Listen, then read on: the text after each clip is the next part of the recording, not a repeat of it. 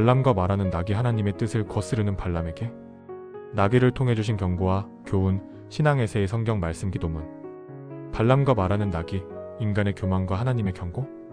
성경에는 종종 우리의 상식을 뛰어넘는 사건들이 기록되어 있습니다. 그 중에서도 민수기 22장에서 등장하는 말하는 낙의 이야기는 단순히 흥미로운 사건을 넘어 인간의 교만과 하나님의 경고를 강렬하게 보여주는 교훈적인 이야기입니다.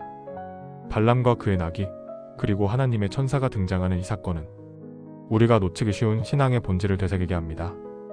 이 이야기를 통해 하나님께서 얼마나 구체적으로 우리의 삶에 개입하시는지, 그리고 우리의 눈먼 욕망이 얼마나 큰 위험을 초래할 수 있는지 알게 됩니다. 발람은 왜 나귀의 말을 듣게 되었는가? 발람은 당시 이방 선지자로 알려져 있었지만 하나님께서 그와 대화하셨던 특별한 존재였습니다.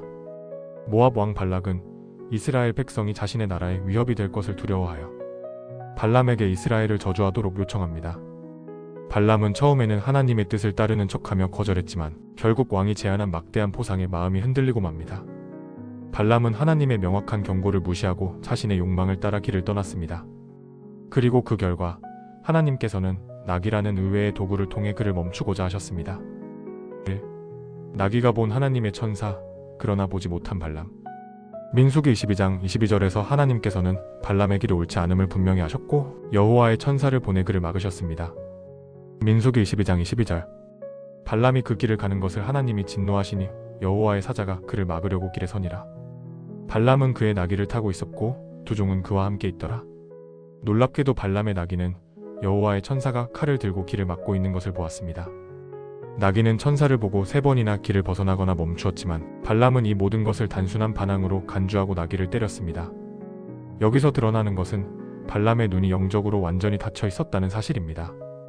하나님의 선지자로 불리던 그는 정작 하나님의 천사를 보지 못했습니다.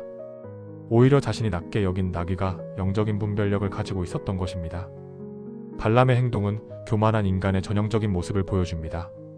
스스로를 의롭다 여겼던 그는 자신의 눈먼 욕망과 교만으로 인해 하나님의 경고를 깨닫지 못했습니다. 나귀의 말과 하나님의 경고? 하나님께서는 나귀를 통해 발람에게 직접적으로 경고의 메시지를 주십니다. 민수기 22장 28절. 그때 여호와께서 나귀에게 말을 하게 하시니 나귀가 발람에게 이르되 내가 당신에게 무엇을 하였기에 나를 이같이 3번이나 때리느냐 하니라. 발람은 자신의 나귀가 말을 하자 당황하거나 놀라는 대신 오히려 나귀와 말싸움을 시작합니다. 민수기 22장 29절. 발람이 나귀에게 이르되 내가 나를 조롱하였으므로 내가 칼을 가졌더라면 너를 죽였으리라. 이 장면은 인간의 어리석음을 극적으로 보여줍니다. 동물이 말을 하는 기적적인 상황에서도 발람은 자신의 분노에 휘말려 이를 하나님의 경고로 깨닫지 못합니다. 하지만 이 대화는 발람이 자신의 교만과 영적 눈먼 상태를 직면하게 되는 계기가 됩니다. 하나님은 결국 천사를 통해 발람에게 직접 말씀하십니다. 민수기 22장 32절. 여호와의 사자가 그에게 이르되 너는 어찌하여 내 나귀를 이같이 3번 때렸느냐.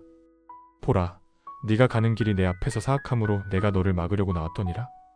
발람은 그제야 자신이 하나님의 뜻을 거스르고 있었음을 깨닫고 두려움에 사로잡힙니다. 3. 인간의 욕망은 어떻게 하나님의 뜻을 왜곡하는가? 발람의 행동은 물질적 욕망에 눈이 먼 인간의 모습을 여실히 보여줍니다. 하나님께서 명확하게 이스라엘을 저주하지 말라고 하셨음에도 발람은 왕의 보상에 마음이 끌려 이를 무시했습니다. 이 사건은 우리의 삶에서도 자주 반복됩니다. 하나님께서 분명히 잘못된 길이라고 경고하셨음에도 우리는 자신의 욕망을 따라 그것을 정당화하려고 합니다. 결국 이러한 태도는 하나님의 징계와 심판을 불러옵니다. 하나님께서는 발람의 나귀를 통해 우리에게도 경고하고 계십니다. 우리가 지금 가고 있는 길이 옳지 않다면 하나님은 나귀와 같은 도구를 사용해서라도 우리를 멈추십니다. 하지만 우리는 종종 발람처럼 이를 무시하고 자신의 고집대로 길을 가려고 합니다. 나귀를 통해 배운 교훈. 발람과 나귀의 이야기는 단순한 기적이나 유머로 끝나는 사건이 아닙니다. 이 이야기는 우리의 신앙과 삶을 되돌아보게 하는 강렬한 교훈을 제공합니다. 우리는 발람처럼 교만한 태도로 하나님의 뜻을 무시하고 있지는 않은지 스스로에게 물어야 합니다. 또한 삶 속에서 뜻밖의 장애물이나 어려움이 있을 때 그것이 하나님의 경고일 수 있다는 사실을 깨달아야 합니다. 하나님께서는 어떤 도구라도 사용하여 자신의 뜻을 이루십니다. 그리고 우리를 올바른 길로 인도하시기 위해 끝까지 참으시며 경고하십니다. 이 이야기는 하나님의 깊은 사랑과 자비를 보여줍니다.